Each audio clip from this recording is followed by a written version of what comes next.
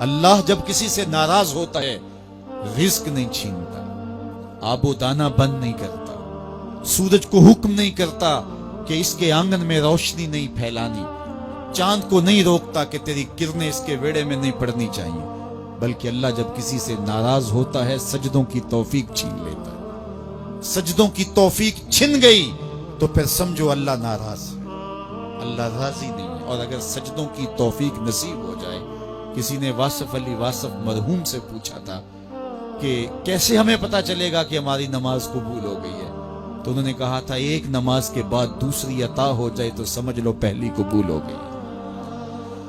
تو نمازوں کا نصیب ہونا یہ اللہ کی رضا اور اللہ کی خوشنودی کی دلیل ہے، اور سجدوں کی توفیق کا چھن جانا یہ اللہ کی ناراضگی کی دلیل ہے۔ میں اور آپ دیکھیں کہ ہم کہاں کھڑے ہیں۔ دیکھیے دولت تو کفار کو بھی ملتی ہے، اللہ دولت اسے بھی دیتا ہے جس سے راضی ہے، اسے بھی دیتا ہے جس سے نہیں راضی، لیکن سجدوں کی توفیق اسے ہی دیتا ہے جس پہ وہ راضی ہے۔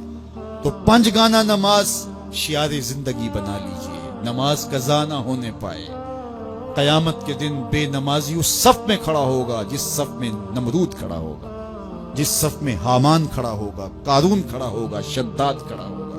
مجھے بتائیے ہم میں سے کوئی یہ گوارا کرتا ہے ہم اس صف میں کھڑے کر دیے جائیں جہاں دشمنان خدا کھڑے ہوں؟ آج کوئی نماز پڑھے یا نہ پڑھے، حشر کے دن حکم ہوگا کہ اللہ کے حضور سجدہ کرو۔ ہر کوئی سجدہ کرنا چاہے گا، جو نہیں پڑھتا وہ بھی کرنا چاہے گا، لیکن بے نمازی کی کمر اکڑ جائے گی، وہ آرزو رکھنے کے باوجود سجدہ نہیں کر پائے گا۔ قرآن بتاتا ہے کچھ لوگ جہنم کو دھکیلے جا رہے ہوں گے، انہیں کچھ لوگ پوچھیں گے ما سلککم فی سقر، تم جہنم کو کیوں جا رہے ہو، کیا ہوا تمہیں؟ تو وہ جواب میں کیا کہیں گے؟ لم نکو من المصلین، ہم نماز نہیں پڑھا کرتے تھے۔ سب سے پہلا حساب قیامت کے دن جو بندے سے لیا جائے گا وہ نماز کا لیا جائے گا۔ پہلا سوال بندے سے یہ ہوگا۔ یار چڑیاں بھی رب کی تسبیح بولیں اور اشرف المخلوقات سویا رہے، جب صبح کا وقت ہوتا ہے حشرات الارض بھی بلوں سے نکل کے رب کی تقدیس کے ترانے پڑھ رہے ہوتے ہیں، درختوں کی شاخوں پہ چڑیاں پرندے وہ بھی اللہ کی تقدیس کے ترانے پڑھ رہے ہوتے ہیں، حشرات الارض بھی اس کی تقدیس کے گیت گا رہے ہوتے ہیں، اور اشرف المخلوقات خراٹے لے رہا ہو، اس سے بڑی بد نصیبی کیا ہو سکتی ہے؟ آئیے 5 گانا نماز شعار زندگی بنا لے۔ اس مجلس میں اگر کوئی بے نمازی ہے تو آج عزم مصمم کر کے یہاں سے لوٹے کہ آج کے بعد نماز نہیں چھوڑوں گا، اور اگر آپ 5 گانا نماز کی عادت رکھتے ہیں تو آپ کو مبارک ہو، لیکن یہ عزم کر کے جائیے اپنے گھروں میں، اپنے اعزاء و اقرباء اور اپنے دوستوں میں اس زور سے تلقین اور تاکید کریں گے نماز کی کہ وہ پکے نمازی بن جائیں گے۔ بندہ بندگی سے سجتا ہے، زندگی آمد برائے بندگی، زندگی بے بندگی شرمندگی۔ اگر زندگی میں بندگی نہیں تو زندگی کے پلے ہے کیا؟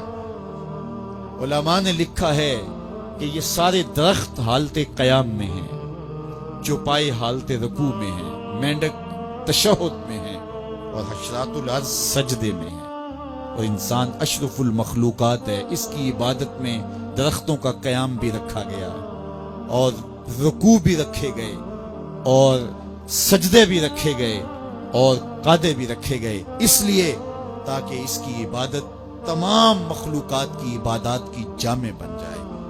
لیکن اس کے باوجود اللہ کے حضور سجدہ ریز ہونا پسند نہ کرے تو بتائیے کیسے رحمتیں اس کے اوپر اتریں گی؟